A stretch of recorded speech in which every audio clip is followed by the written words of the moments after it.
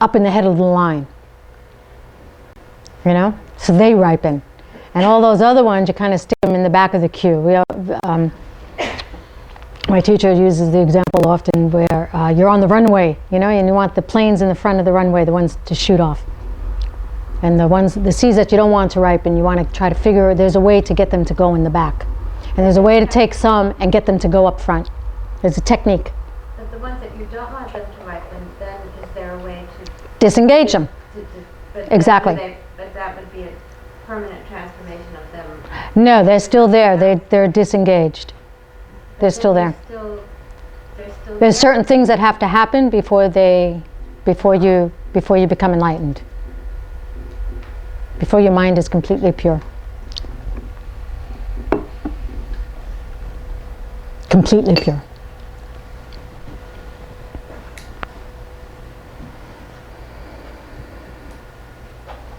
So again, there's nothing wrong with that donut that's, oh look, it's the same donut. Cool. I just noticed. After eating it, I kind of tuned into the donut. Yeah, you have to try it. Did you get one? You don't like them. She don't like them. Yeah. What happens the next instant? You know. What'd you do these guys? I don't know. They were out in the desert. I found them. This is your fresh karma. You reach out. You take the last donut in a single instant. You know? I mean, the rest of the links are happening in your mind. That are happening in your mind is imbued by that basic ignorance that we were talking about. And that thinks, you know, that you can, you know, it's an ignorance in some ways that thinks that you can enjoy that donut by doing something really stupid. First of all, they're probably going to tear it apart. It's going to be like no good, but that's beside it. But it's like thinking that if I take that last donut, I'm going to enjoy it. But you don't really think that. You just think you're first online, your money's down, you're ready to go. And that you're going to enjoy it. But you have this old lady that's waiting for that pink donut. And if you enjoy the donut, what is the cause? What is the cause for even getting to the last donut? You gave away a donut in the past. Because you gave it away in the past, not because you took it from somebody.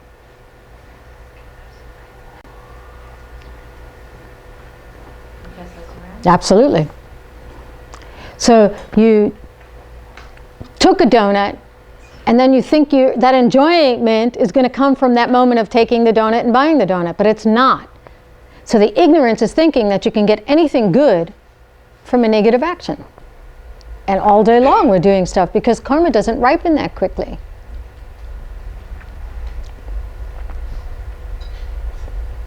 So if you're enjoying something good right now, it's not because you just did something good the moment before.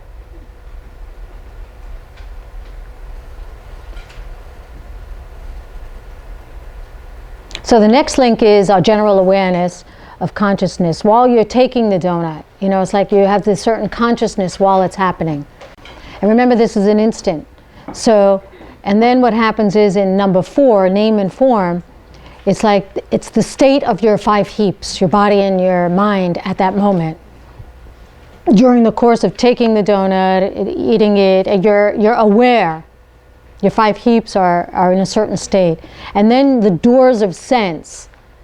Your eye consciousness has a subtle awareness of it. Your nose, your tongue has a certain subtle awareness of it, some mental awareness. Like 3, 4, and 5 together pretty much is like the raw basis, right? That you must have in order to have any kind of experience.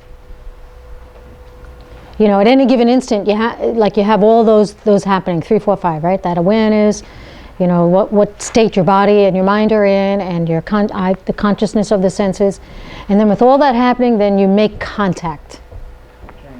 You saw the donut, you smelled the donut, you reached out, you grabbed it, you're about to taste that. All those things are contact. So depending on which one is happening at that time. And then you get the feeling, oh, then this donut tastes good. Or like, no, it doesn't taste good, whichever one happens. You get a feeling right away. So Now, 6 and 7, you made contact with the donut. You got it.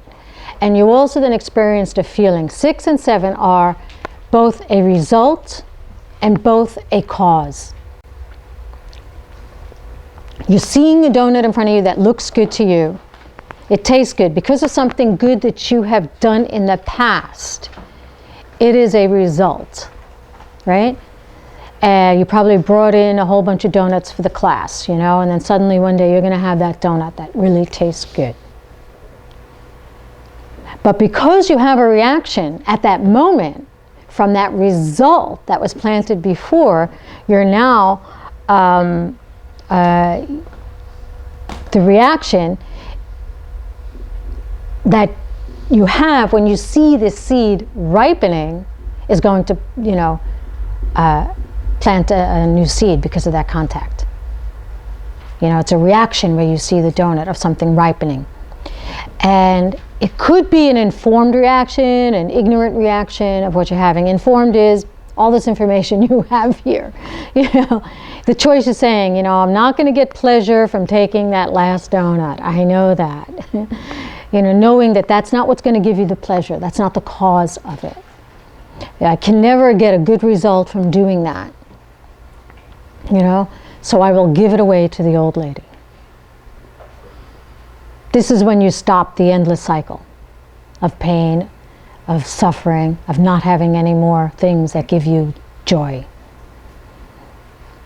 And every single instant you have an opportunity to do it because this is in an instant. This happens in an instant. So every single instant you have an opportunity to just change it.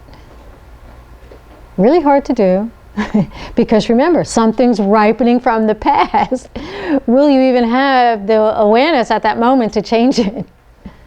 It's a long story. It's really difficult. It's really a very small moment that you have to do it. Very small. Before. You want to do it at ignorance as much as you can, the first step. You don't even want to have to go through. You don't want to make any fresh karma.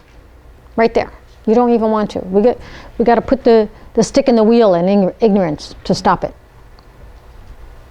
You know, because once you get to 8, in this instant would be, I like this donut ignorantly. Meaning, I like it thinking that it comes from the donut shop and they made it hot and special and fresh for me. You know, strong desire. I want this kind of a donut. So they're increasingly strong, you know, that at that instant. And then in this instant, you planted a seed. This is your ripe karma. See, this is in an instant at ripe karma. Number 10, you plant a seed for no more donuts. So it does kind of switch, in an instant versus over 3 lifetimes.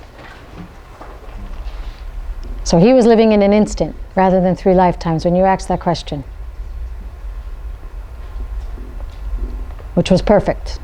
You see, because that's what's happening. Both. And hold on. Hold on. And then, so, in the instant you plant a seed for no more donuts, right? A seed to see somebody get there first and take the last one, right? The seed has ripely formed. You start to form, you know, that seed. It's ripely formed. Birth, the seed is planted. Done. Aging and death, in terms of the instantaneous dependent origination link, at aging and death, you get one more second closer to your death. Right? Because you're not dying, it's in an instant. Right? We just went through the links in one instant. So it changes a little bit, right? The words, the title might not fit with what you're saying. But it does. Right? One more second towards your death. These new seeds in your mind. By acting in this ignorant way, good, I can't say it, maybe I can't do it, is going to kill you. Every instant. Every time you have a negative thought, every time you misunderstand somebody or something, you do some very delicate damage to your subtle body. You know, you have a gross physical body, you have a subtle inner body, and they're not the same thing. You know, if you cut open your body, do you see the subtle body? No, you don't. But it is related to your physical body. Your inner subtle body, if that is in good functioning condition, then you will have good health. So there's a connection. But every time you have a negative thought, something happens inside your channels and things that, the subtle energies that go through your body. It damages it. The knots get tighter.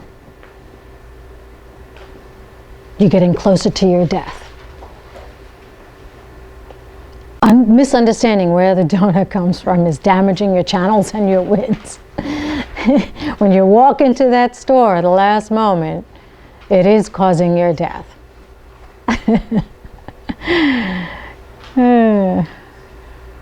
If you could overcome that ignorance on a constant basis, then you would feel better. You will live longer. But anyway. Can I ask a question about 8 and 9? About who? Or 10 and 11? In the instantaneous? Yeah. Yeah, I know. It gets confusing there, right? So Go ahead. Working with the karma, you plant a seed to see no donuts in the future. Right, because you grabbed it. And 11 is that seed is planted. Exactly. So it's the act of planting it and then the planted seed itself. You see yourself doing it, you ripen, you see it, you're there. And then, because you got to think it's an instant. So, this is very Galupa. They're breaking it down into the part of the part of the part. So it's really just, you see yourself doing it, you do it, you take it, boom. Closer to your death. All that just happened in that moment. So yeah, it's just breaking down the beginning of the planting of the seed and the seed itself being planted. Yeah, you know. You don't know. Can you? Yeah. But they're not as strong because you're not aware. You're not seeing yourself do it. Huh? Unconsciously, all the time we're doing it. But they may not be as strong as the ones that we see ourselves doing, we feel ourselves doing, we experience ourselves doing. The more conscious you are of doing it, then the stronger it is. And this is a good thing. Because that's how you do the good deeds. By being super, super conscious of certain things and thinking certain thoughts consciously. This is a good thing.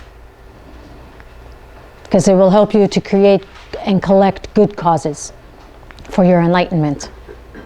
So now we did the 3 lifetime presentation. We're going to do we did the instantaneous, and this is the stages of your life presentation. And I gave you, which was given to me. I didn't come up with that one. Was the Shakespeare poem. If you were wondering why that was in there, maybe you kind of got a clue why it was.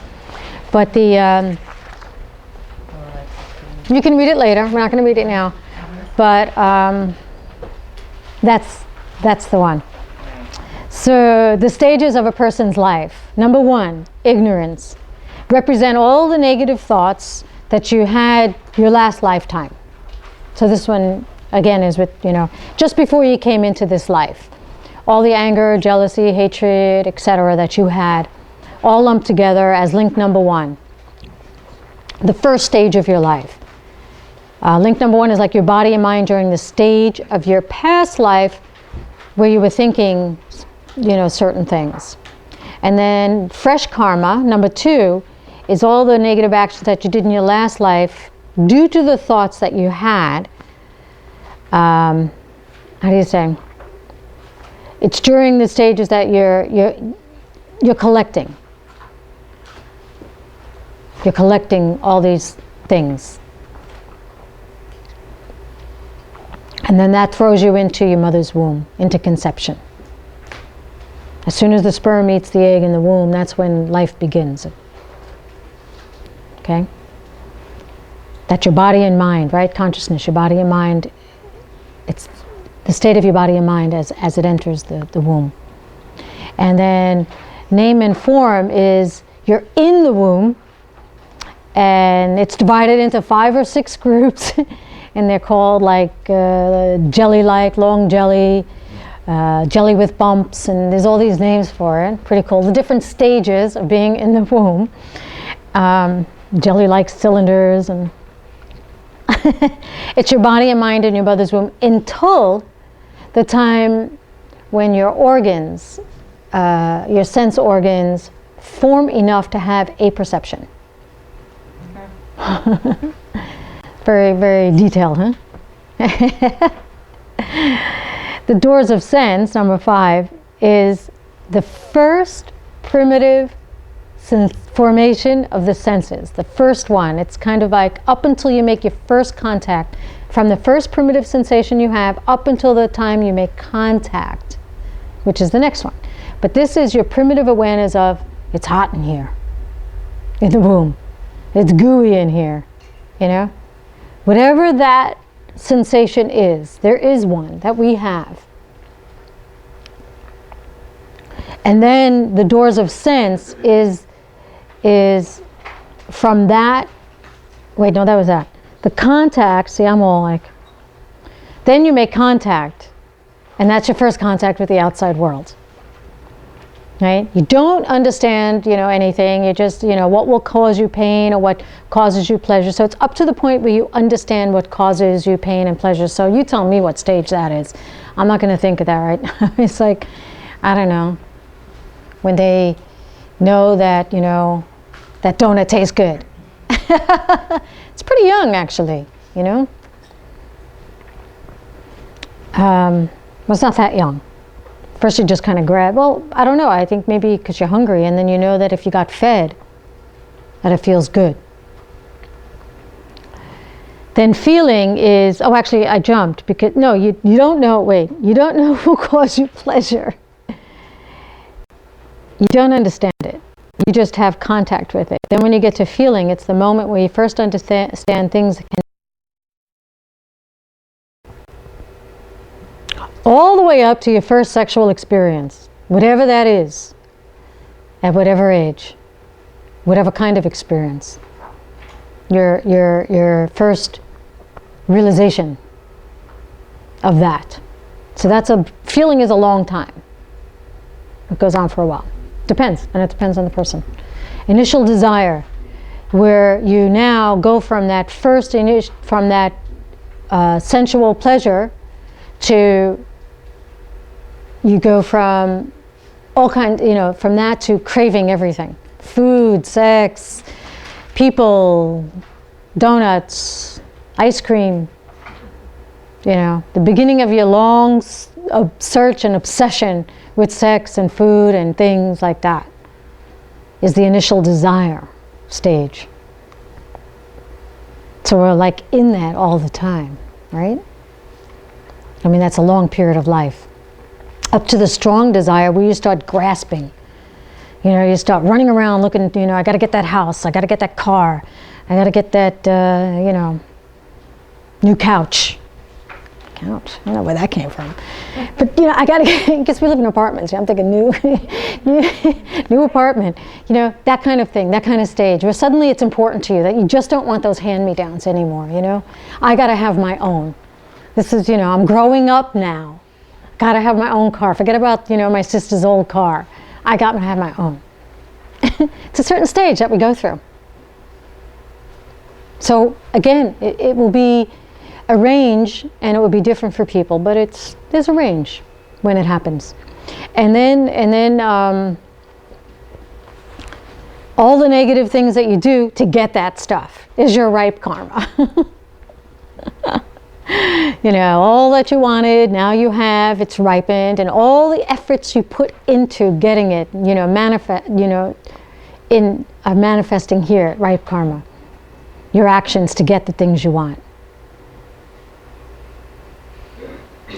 And then you're thrown into another cycle at birth. All the things you did in this life, more at the end of your life, because you have all the things that make you secure. It throws you into life, the next life. And it starts to throw you into it. It's like, how do you say?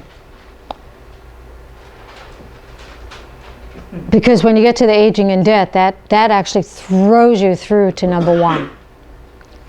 So the birth is where you're just beginning to get into that cycle. Because you know you're going to lose those things that you spent all that time getting. That kind of point where now you're dying, it's not so important about that new house. Now you're looking to get that little room. That nice room at that nice place, that new home.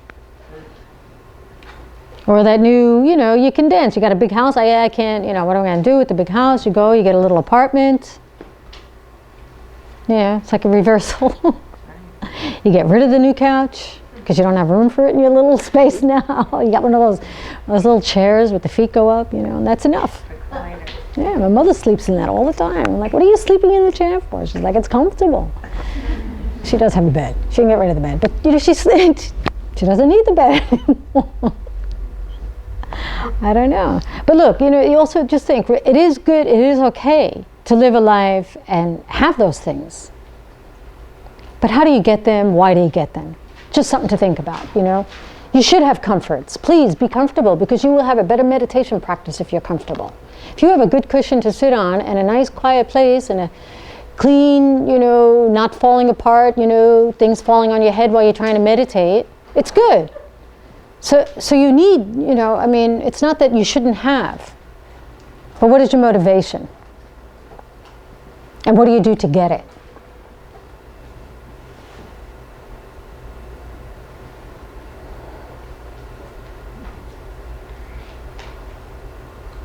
I want to do one more, and I'll try to go through it quickly so we can move to the other parts of the link, but I think this one's really important. It's the links at the moment of your death, and I'm only going to go through 8, 9, 10, 11, 12. At the moment that you are dying. Number 8 is initial desire, right? So we're kind of bypassing the other ones. I just want to do these. It's where at the moment you're about to lose your body, right? You start to get some kind of desire to keep your body. A kind of attachment to your own body.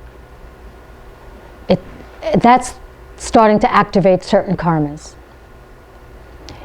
That desire functions here as a trigger for what kind of body you will have next. So this desire for your body is mixed with some fear at the moment. I mean, you're dying. We're talking your moment of your death.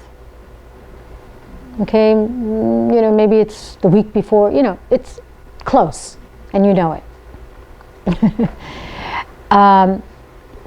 Because it finally dawns on you at this moment, at the initial desire, it finally dawns on you that I'm going to lose my body. You have this feeling I'm going to be separated from your body. And it's very strong. You get an intense desire, there's something that kicks in, you want to hold on to it. You want to live another moment, another day, another week, for whatever reason.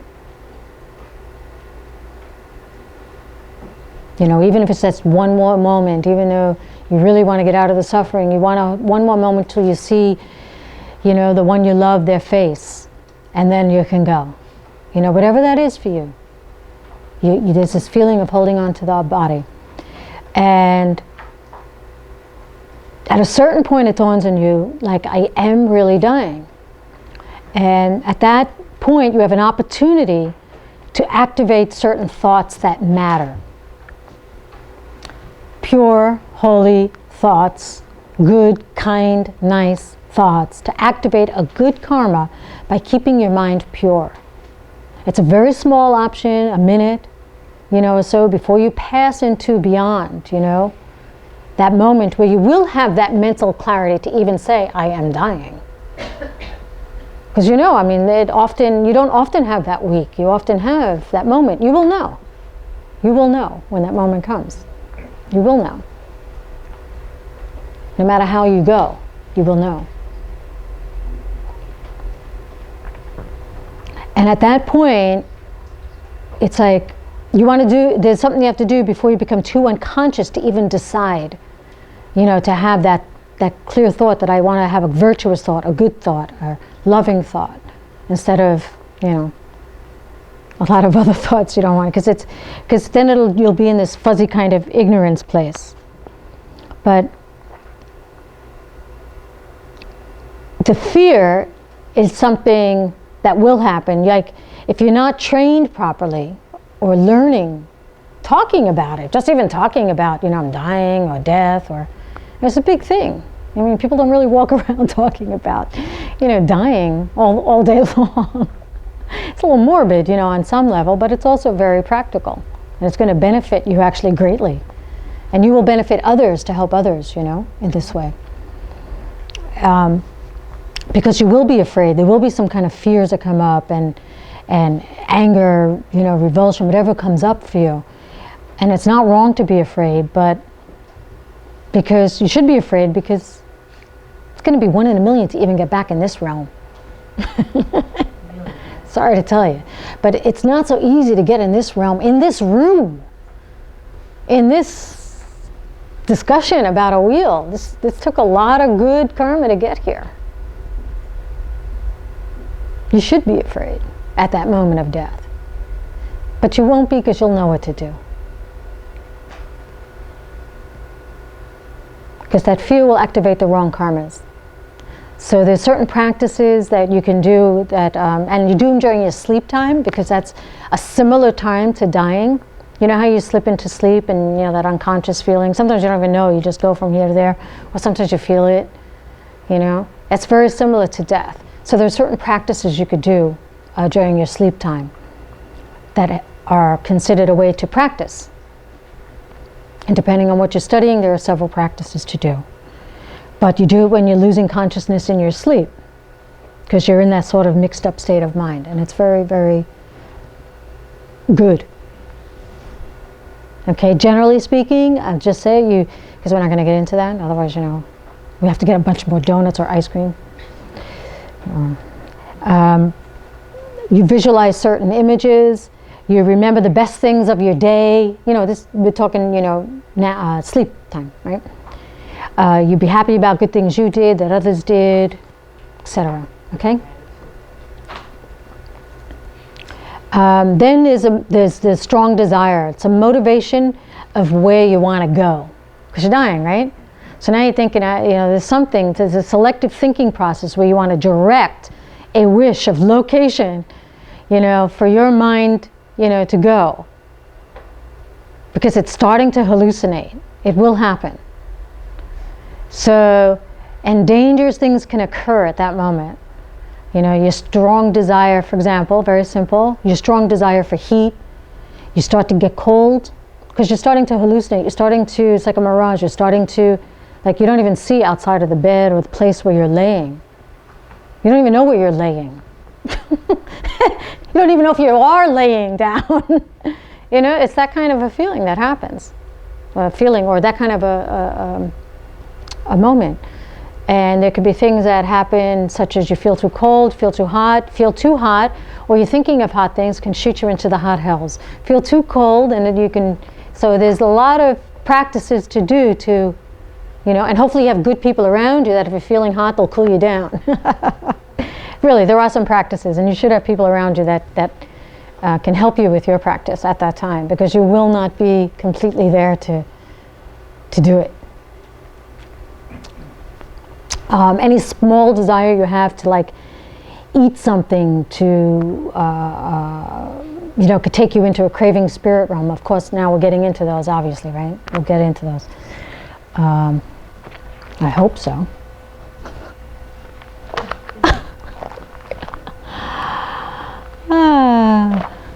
You're so lucky. So any kind of unexpected thoughts that can go through your mind at the wrong moment, if it happens at this time, you know, and you certainly want to do throughout your life as much purification as you can, because any annoying thought, a person will pop into your mind, someone you disliked, if they pop into your mind at this time, forget about it. Get over it now, seriously. Because you know when you get older, some of those things we hold on to, those people that upset us in 3rd grade, are now like huge. They're huge. They're like a monster. Trust me, they'll be there when you're dying. Get rid of them. They come up and retreat. Like you're sitting there meditating, you think of this, like, you know, Kevin Hanrahan in, you know, 1st grade. I'm like, what am I thinking of him for? You know, it's like, what happened? You know, they pop up, trust me. They do. Get rid of them. Because they will come up at this moment, and you don't want it to. And then you move into ripe karma. So what seed will open, right, at the last moment of your life? What seed? What's going to ripen?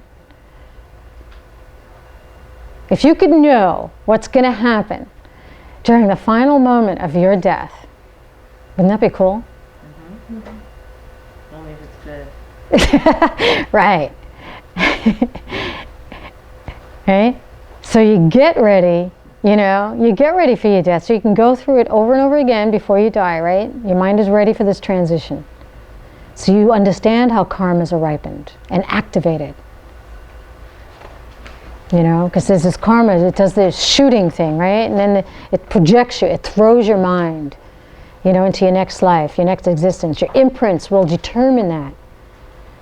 You know, what'll happen when you die. It's like that shooting karma determines, right? And then there's this finishing karma that finishes it off, finishes off the painting. You know, the master artist outlines, you know, the being, you know, like in the Wheel of Life, right?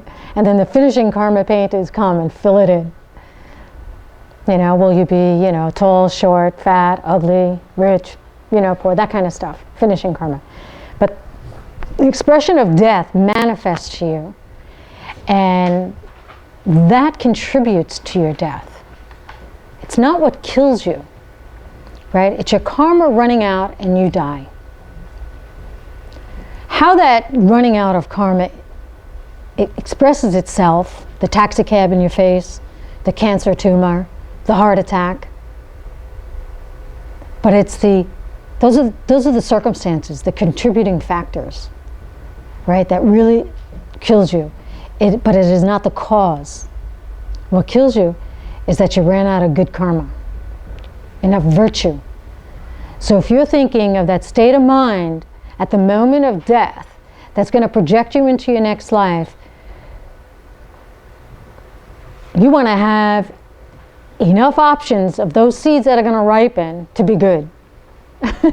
You see?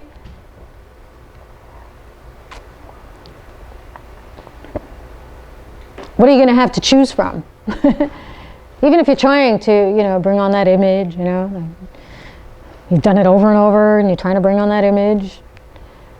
Is there going to be enough goodness in you to even bring on that image? You want to have enough, so you're not kind of worried too much that you're going to, you know, be thinking of hating or that annoying person at that moment.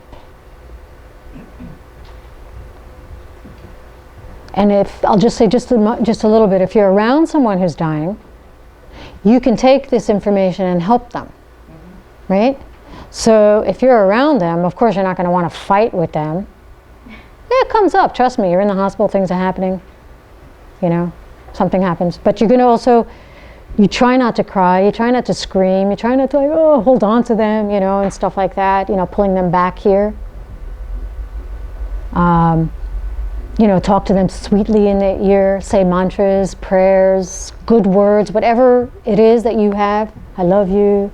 You know, I don't know, whatever it is that you have a relationship with them. You can also say things. At that moment, they'll actually understand things that they didn't before. So, yeah, you could do your prayers in Tibetan. They'll understand them. Or in whatever, you know, Hebrew, whatever you want, whatever their thing is too. You know, maybe you can have something that, you know, for them, because it's good for them, but they'll understand everything. So the idea is that you can also help create that kind of a space that you would like for them. And trust me, then you'll get that space too, right? But the last moments of your life, at dying, certain karmas to be activated, and they will take over and they'll shoot you into your birth, the stage of conception. The consciousness enters at that moment, right, of conception. And And during the period between death and rebirth, there's a whole bardo which we're going to actually go into, I think now. I'm waiting for that bardo, it's not happening. Your mind, I would just say lastly on that, your mind is separate from your body. It's obviously related to your body.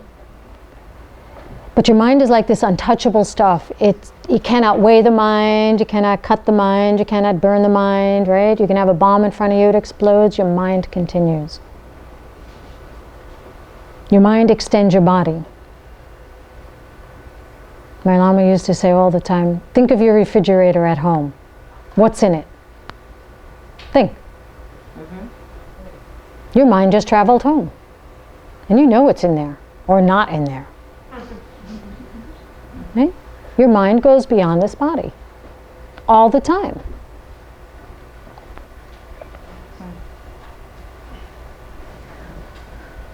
There's no proof that the mind stops when your body stops. There's no proof. And we talked about that yesterday. So, you tell me, there's no proof. What are you going to believe? It's like saying the car broke down. The driver, is dead because the car broke down. It's exactly what it's saying.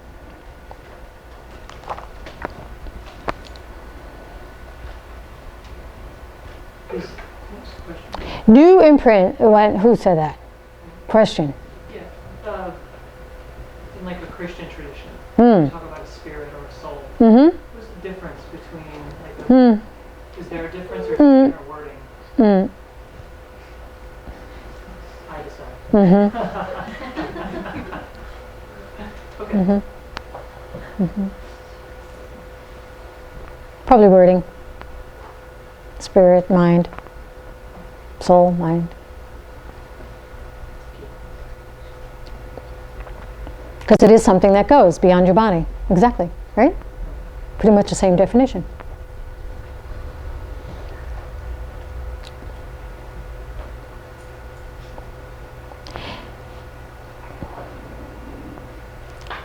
Anyone in this room can reach a point where they can decide, reach a point where they can get those right seeds to ripen at their death.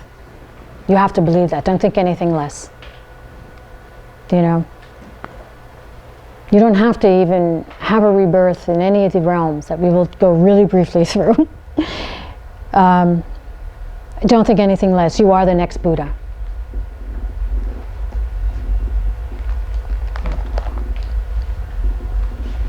So we're going to go to the bardo, which should be the next one. Next thing we do is go to the bardo. Yeah, but actually you could bypass this. Get enlightened. And that's here, not the center. It's the outside of the donut. But I think it's the only picture we had of it. The only, and just the black, you can see. This is really pretty. This is nice. You really get a feeling for them being pulled down, right?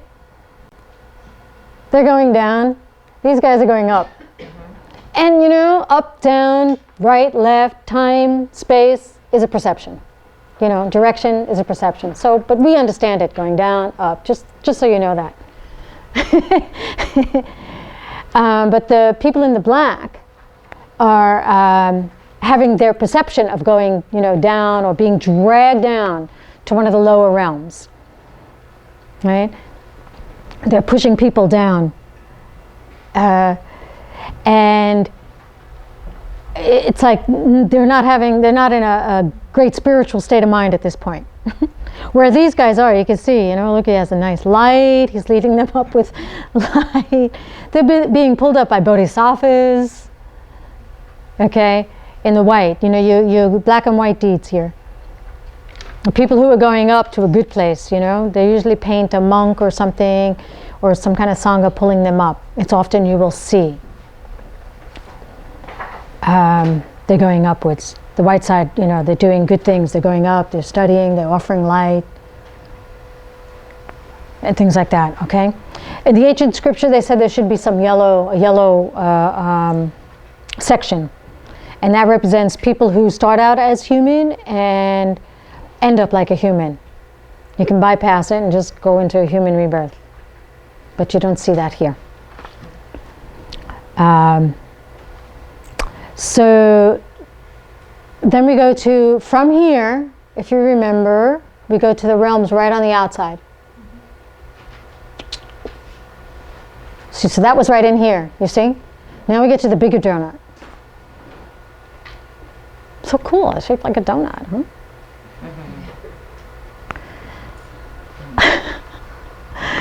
Now you can't really see them clearly, but we have some where it's broken up, but I just want you to get a feel for it.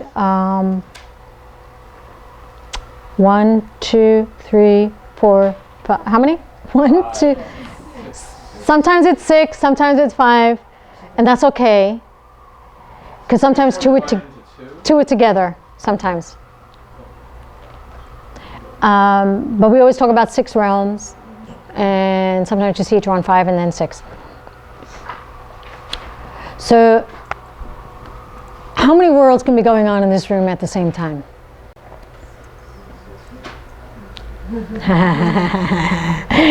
Some like, I don't want to answer that. Someone was brave and said 2, right? Which ones do you think? Who said 2? What do you think? Well, I can see the animal realm and human realm. She's right. That in the sense, very good at the way you put it. I can see. Those are the only 2 we can see, is animal and human. The others we have to kind of go on the possibility of. Although some people do say they see certain spirits and stuff like that. Okay? And we heard yesterday, if you believe the story, or it was a fairy tale or a true story, whichever your perception was, that the Buddha took someone down to the hell realms, etc. So someone did see it. So it depends on your perception of that story. But the minute you start seeing things as a bird sees it, then you are a bird. You've changed realms. You could shift to a different reality in the time it takes you to go from breath, done. You're in a new reality, a new realm, a new world, how you want to say it. You know? The odds are better to activate the good ones if you collect more virtue. You know, collect enough virtue so you can get to that body of light and you can bypass all these realms that we're going into, including human. Okay, so there's 5 different ways in which the mind can see the world, or 6, depending on how you're looking at it, right? It's not like you're moving into another body. Don't think like that. Don't think you're going into another body. You will see the body differently. Think like that. Suddenly you will see the body differently. It's your mind shifting and you see the world, you see this room in a different way. As we can say, the animal, the person sees this room in a whole different way. Those donuts would have been gone. There's somebody in this room trying to get them and can't get them. How's that? Huh? And we'll get up to him in a minute, who that is. I know you're trying. So we go to the animal realm, that's easy, you can go through that, yeah. So it's kind of pretty obvious, animal realm. Nothing much to say, because we can see the animal realm, so, you know, I don't need to say much, but I will say one thing is that the animal realm is a suffering place. Why? You know, we wonder, we have a strange relationship with animals because we kill them, but we also keep them as pets. You know, as humans. Right. Either we're eating them or we're petting them. You know, and then we decide actually which ones are proper to eat and which ones are proper to keep. We decide.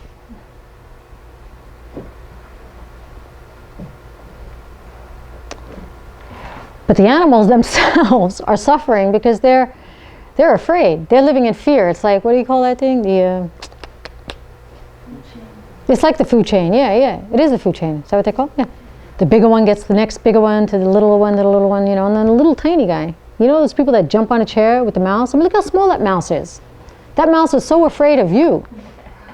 That's why it's running around and you think it's going to get on you because it's so afraid of you, it doesn't know where to run. But they're very low on this food chain, those little guys. That's not a story, right? Then why are you afraid of it? You have to work with that. But I'm there. So, but that's their fear, constant, that they don't know when the big guy is going to get them. If it's in the city, if it's in the forest, you know, there's a different chain.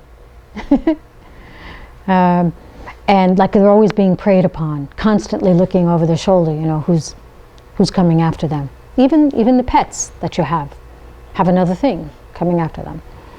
And their mindset is also that they can't think in a day in advance. They're not planning tomorrow. They're not planning their death. They're not able to meditate, to contemplate, you know, how to shoot the proper karma for the next moment. And that's a suffering. Because if they do feel any kind of pain or something, they can't kind of say, whoa, where did that come from? What did I do in the past for this, you know, to happen? They can't do that. So there is a certain suffering that happens for them. And then you write them down. We'll debate those. Oh, that's okay.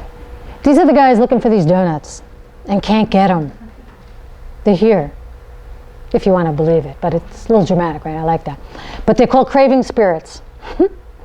And one of the things that are happening is that because of some very strong desire, especially for food and things, and these are spirits we can't see in the world, so you decide, you know, whether they're in this room or not.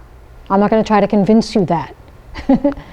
I mean, logically, if we could see a human and an animal, then logically, why do we stop there or not stop there? I mean, are you going to, you know, where do you draw your limit of what, you know, of what exists because you can see or not see? Your visual spectrum, you know, are you going to base everything on your visual spectrum? You know, you can't see much ultraviolet light, but you believe it's there because why? Science said there's this ultraviolet thing that we can't see, or whatever that thing is in the sun that we can't see or feel. But don't go home without your, don't go out without your sunscreen. It's like you believe, but you can't see it. You may not even see the results on your own skin. Some people do, some people don't. You know, but you believe it's there. So why do you believe that? Oh, because science said so? So, are you going to always keep waiting, you know, for the proof of science, or are you going to start believing what's in your heart? The possibilities that you believe in your heart. There could be 100 enlightened beings sitting here with us in this room now. You know, they're just waiting for us to get to a point in our lives where we can see them. So, you know, they're waiting there, they're hovering and they're waiting, you know, trying their best to push us in the right direction, but we can't see them. And sometimes you see a being in front of you and you don't know that's what it is. You just think it's that annoying guy on the, you know, chair. So craving spirits are like lost souls, you know. They're kind of like, because they're very attached to food or they're very attached to their own belongings, what happens is, like, you know, like their house or things like that, it's possible, you know, like that they're hovering, you know, around that house at some point. You know, they're trying to get the donut, but as soon as they get close to it, what happens is they, how do you say, it turns into this ugly pus and blood and thing like that as soon as they get close to it, as soon as they make contact with it.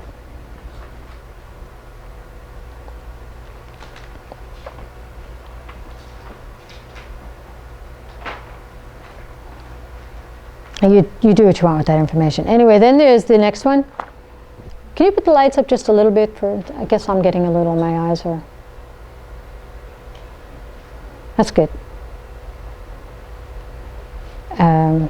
Perception, you know, I didn't even notice they were that low until this moment.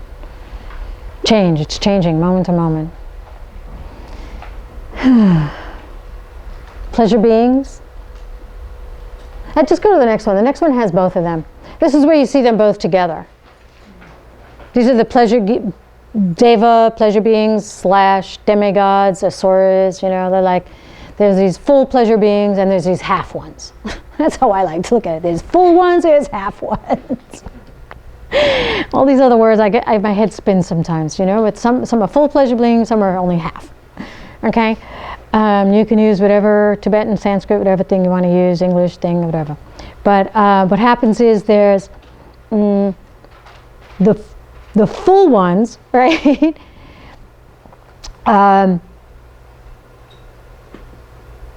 By staying in a state of deep meditation all your life, most of your life, with no, how do you say, you're in a very deep state of meditation. You could just kind of sit there and buzz out, you don't really meditate on anything.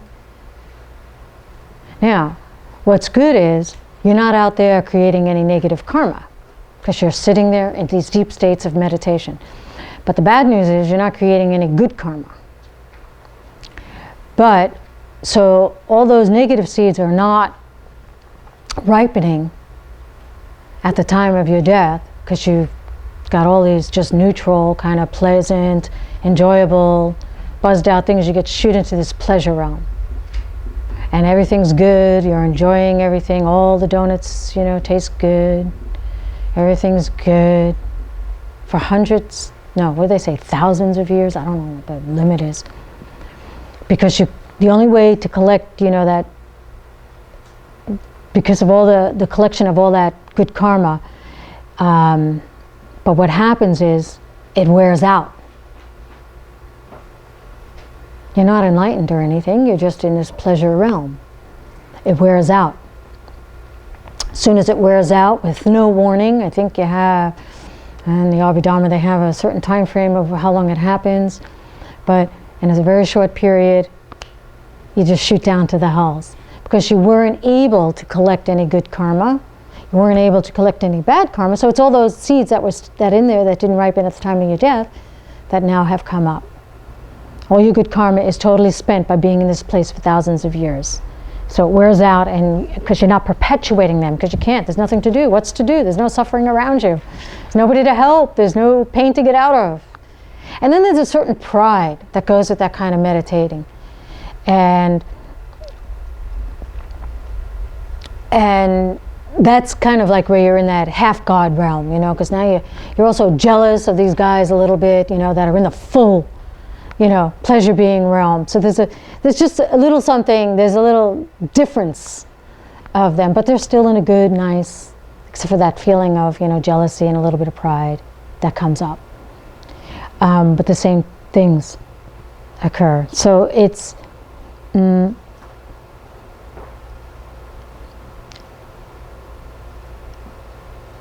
don't have to believe me about all these realms. I didn't make it up, actually. It's in the Wheel of Life. I must teach you. I'm not going to try to convince you. We have the movies that sometimes we see, and we have a certain belief. But you know what? It's kind of naive not to think that anything could happen once, could happen twice, could happen if you don't remember it had happened before. It's naive to be waiting for the scientific proofs of things. Why? Why? You're really running your life on that? I mean, do you really? No. There are things in your heart. You're not waiting for proof for every single feeling you have. You're waiting for some report on how good the guy is when you're dating him? No. You go with something in your heart. You feel something. You're not waiting for, all right, sometimes you ask around, you hear about so-and-so, you think it's a good, you might. But that's after you made contact and had the feeling and everything, right?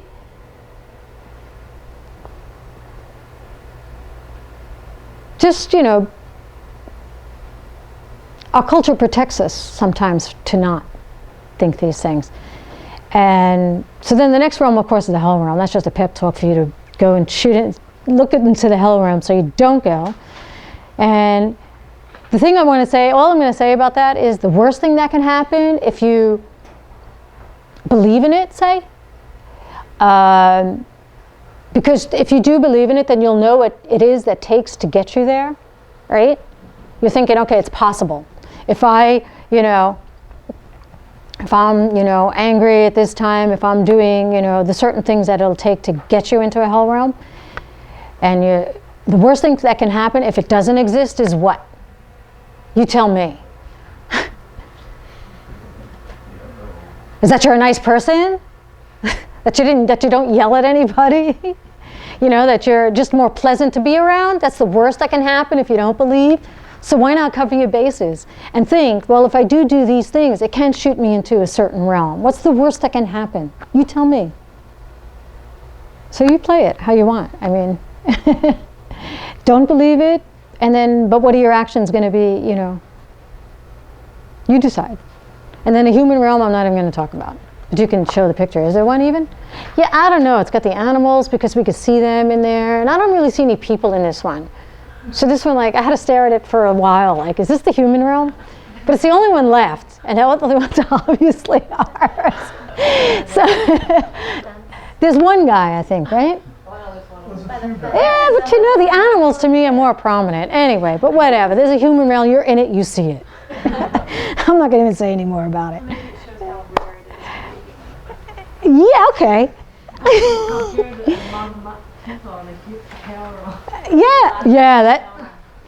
That's actually a very good point, because it's true.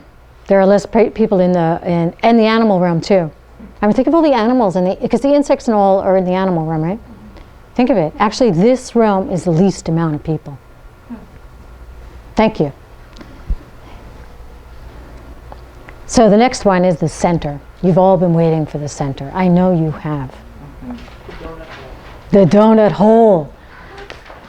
Except this one ain't too big. I'll make it. Oh, that one doesn't have one. Is that a donut? It's not a donut then.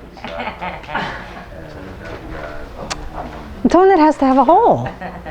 Huh. We could debate that. This is the hub. This is the center. This is the most crucial of the wheel. The guts of the wheel. This is where you can crack it. Okay? Now, sometimes you will see three animals like this, and this is actually wrong. But we got a right one for you. Yay! This is a pig, pigeon, or, rooster. Either way, you'll see. And a snake coming out of the pig's mouth. Okay. So the center, three mental states that are represented by these three animals. You've been waiting for these three. You know what they are. They are the root, which gives you all the trouble in your entire existence, your entire world. If you could crack the code at the center of the wheel of life, then you're out. You get out of the wheel. What happens if you achieve that? How do you know if you achieve? Oh, you weren't here yesterday, were you? No. Yeah. Sorry. I know that. You get up here. You're out of the wheel. You'll see later. Does that mean euphoria? What does that mean? Enlightenment. How's that?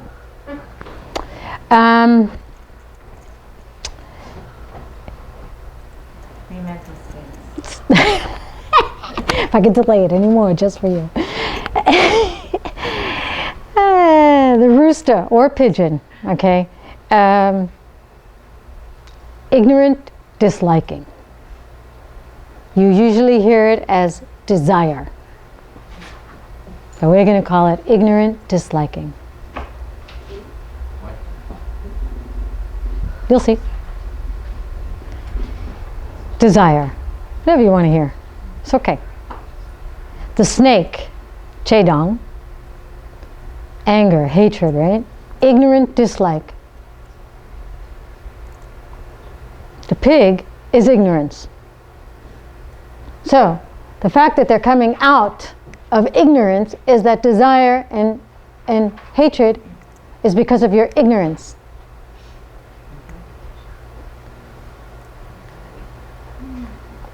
Ignorance, desire, hatred. That's the key.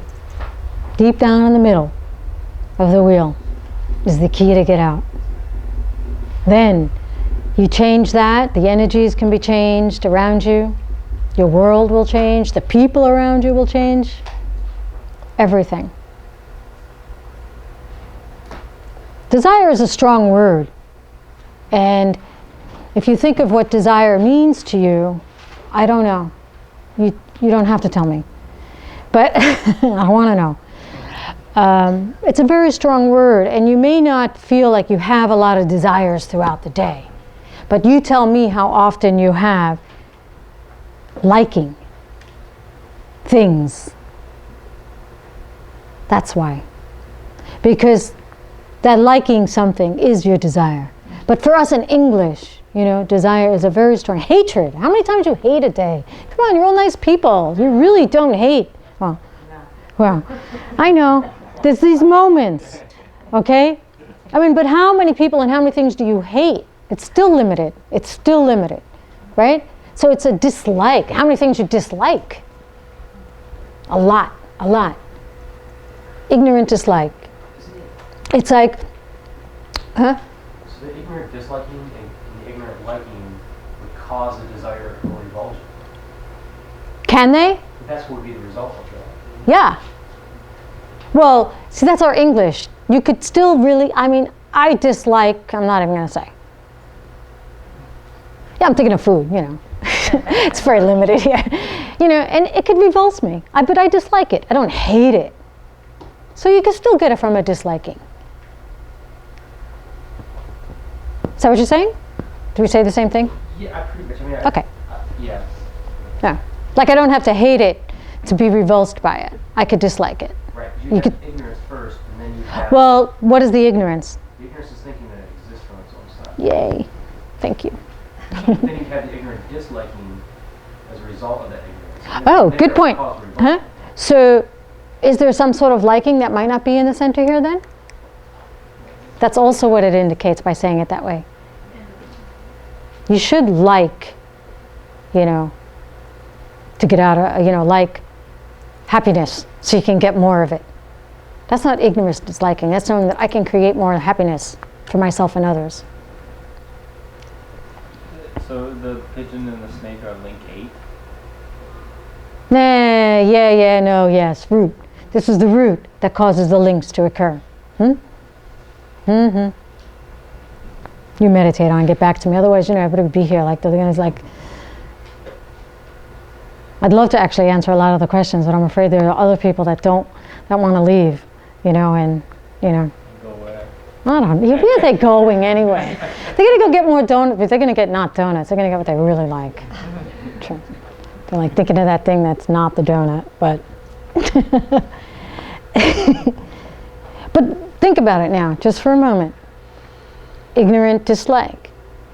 Can you really hate the person that's irritating you if you know you caused that irritation to happen? Can you hate yourself if you know that you... No, you hate the fact that you did it, not yourself, please. And it's very tricky. When you understand that everything comes from you, that's heavy. And it's a good point, because that's heavy. God, I created all those wars. I created this person I hate. It's like, so then you can get a very low self-esteem. You can get very way down to it. But that's the good news, because you could change it. You just got to right away think, well, I can change it. If I created it, I can change it. It's cool. It's actually cool. But there's sometimes that hump that you got to get over, because it is very big. I did create that irritating person. How could I hate it? I created it. So you know what? I could create them to be wonderful, or move, get a new job. But that's like the glass half filled and the glass half empty. Is it? No. I mean, because it's just the way you perceive it. No. It's the way we're going to change it. We're going beyond our perceptions. Because you perceive it that way, you're going to make it full. Or empty. Maybe it's something you don't like. Okay?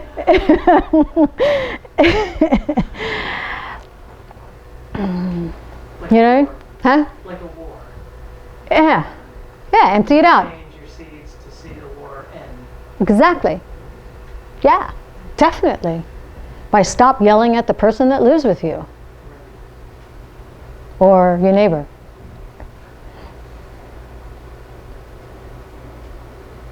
Yeah. If you're hating or disliking or really ignorantly liking, you believe that there's something out there unpleasant from its own side. Face it. You are living in that kind of thought. It is ignorant.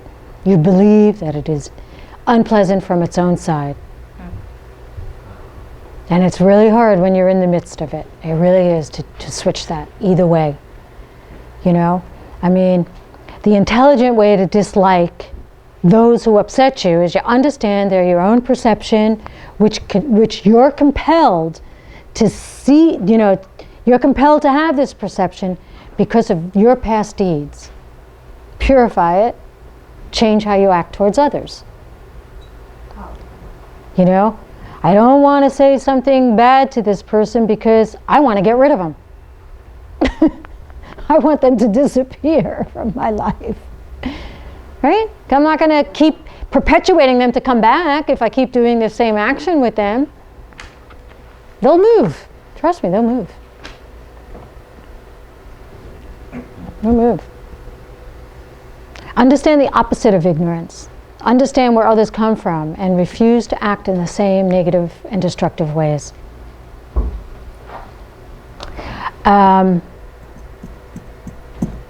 What's after this? Oh, you're kidding. Wow. Okay.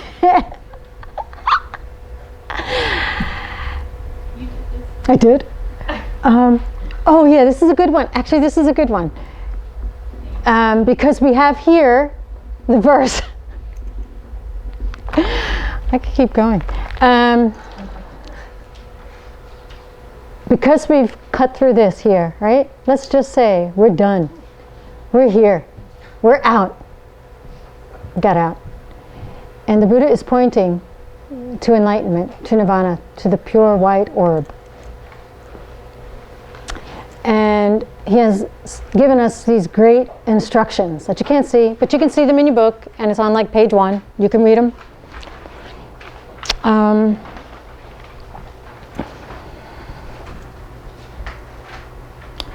But just keep thinking, what do you keep throwing out like a boomerang that's going to come back to keep you in there? And stop throwing it so you can get out. Just simply put, you know. And how to shut off the wheel. How to stick the spoke in at ignorance. Because that's the root. Which is in the center, which is also link 1, right? Like you don't have to go through any big philosophy or anything, you know? You just do donuts. I'll never look at a donut the same way again. That's what my teacher said when he taught it this way. You will never ever be able to walk into... I mean... Yeah. And you will enjoy them more than you ever have, actually. I don't eat donuts. I've never enjoyed this. It tastes really pink. I can't tell you how it tastes. Really pink. I've never experienced that before. Try it. It tastes like pink, I'm telling you. You pass it around. Is that pink or what? It's totally pink. Okay, pass it around. You got to have a bite. You will never see donuts the same.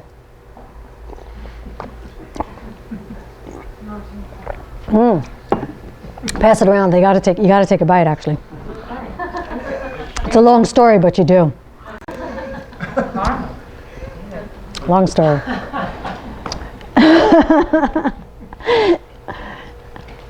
The verses. I don't know if I have them, so I do need to see them because I didn't. This is where the printer went out the window. I love it. Take this up and give that up. Enter into the Buddha's teachings. Destroy the forces of the Lord of Death, like an elephant crushing a house of reeds. Those who gently follow this path of self-control will escape the wheel of rebirth and put an end to pain.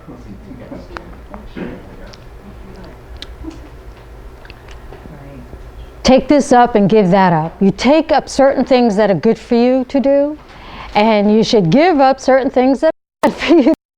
Okay? You should take up the practice of giving and the rest, which always means giving and the 6 perfections. Right? Generally speaking, and also it's referring to you should give up, like taking life and stealing and those kind of things, the 10 non-virtues. Okay?